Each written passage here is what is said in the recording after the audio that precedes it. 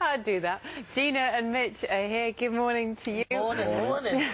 Now, the scientists also found that women were worse Rubbish. at remembering jokes. Is that true? Well, I must be a bloke then, because I'm very good at remembering jokes. I mean, I know I do this for a living, but I was pretty good at it before I started doing it. I don't believe it for a second. And Mitch, actually, stand-up's all about, well, one-liners quite a lot, isn't it? Well, mine isn't. No, I mean, I don't know. There are some very good practitioners of the art. It's not really what I do. You know, Tim Vine's probably the most famous on our kind of... Yeah, stand-up isn't so much about stand-up. Milton Jones, maybe. He was a very young guy called Gary Delaney. He's very good at it as well. I mean, my stuff tends to be more sort of rambly, you know. I've written a couple of which I'm inordinately proud, and neither of which I'm going to say on telly because that will bury them forever. But are there those moments then when you started joking, you think, hell, I've forgotten the punchline? Actually, I have been on stage, and only if I've, like, not done a joke for a long time, I'll start doing it. And as I start doing it, I'm doing the joke, and in the back of my mind I'm thinking, where does this I can't remember the end of this. I better get...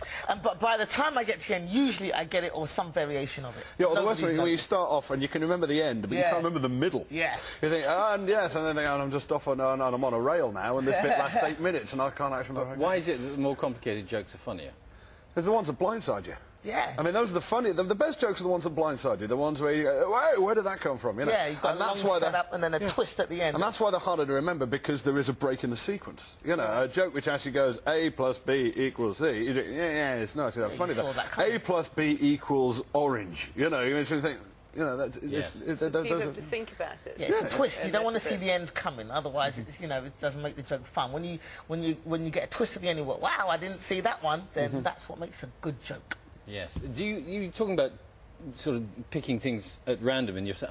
Do you not go on stage with a particular set in mind? You just go, oh, that worked well, so I'll go to plan No. Well, my thing is, I've never actually written any of my stuff down, and a lot of people do. A lot of people actually have, like, gag books, so everything's written out verbatim. I will occasionally compile lists of bits so that I don't run out of ideas. But I've never written any of my stuff down verbatim. And sometimes I think it's a good idea, because it can become terribly mechanical. And boring. And so, especially, not the audience. You can be on stage and think, oh, I've no idea how long I've been up here.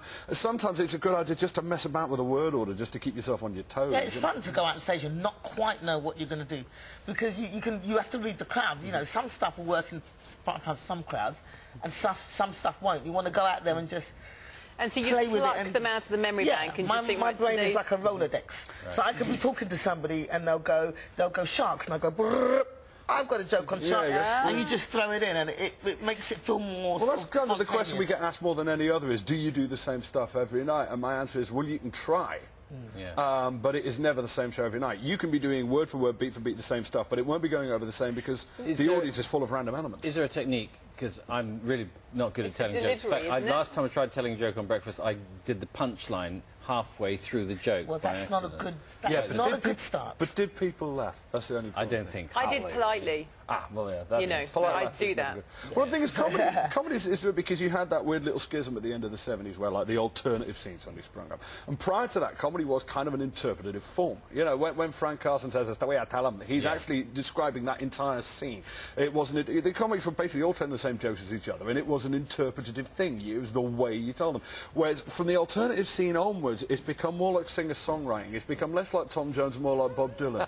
You know, it is actually about your material. It's personal. It's mainly personal to you. And do you draw all of your material, both of you, from person? You'll be walking along, you think that's funny. I'm going to have a little note. From life, from what I've read, if something makes me mad or something makes me laugh, something that's happened to me in my life. It could be anything. It's basically you're lifestyle comedians in that sense. You see what I mean? You talk about your lifestyle. You're not exactly telling jokes. Is there a difference between a joke and a gag? I don't know. Is that... a joke is a gag in my mind, but you know, most comedians nowadays is more kind of storytelling. It is. It's more observational stuff. It's but I'm very much in favour of jokes. I mean, there is this thing, you know, particularly in TV comedy now, saying, oh, jokes are dead, jokes are bad. You know, look at Curb Your Enthusiasm. There are no jokes in that. Look at The Office. No jokes in that. Yes, there are. Well, you know, just because something isn't doesn't mean it's not correctness not putting paid to some of those jokes. But a lot of people are writing in saying it's very difficult to remember the clean ones. It's always the dirty and perhaps the un-PC ones. Yeah, the dirty ones are the funniest. But not at this time of the morning. I'm rediscovering the clean one-liner through the auspices of being a dad now, because I've got a 3-year-old daughter, and there you go. She loves her clean one-liners. You know. Guys, thank you very much for coming in. The one about the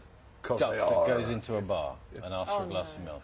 I've been trying to tell it. I never got Okay, time. go on, let's have it, go on, let's No, hear it, honestly, let's haven't got hear time. it. Haven't got time. I'm in suspense now. Oh, well.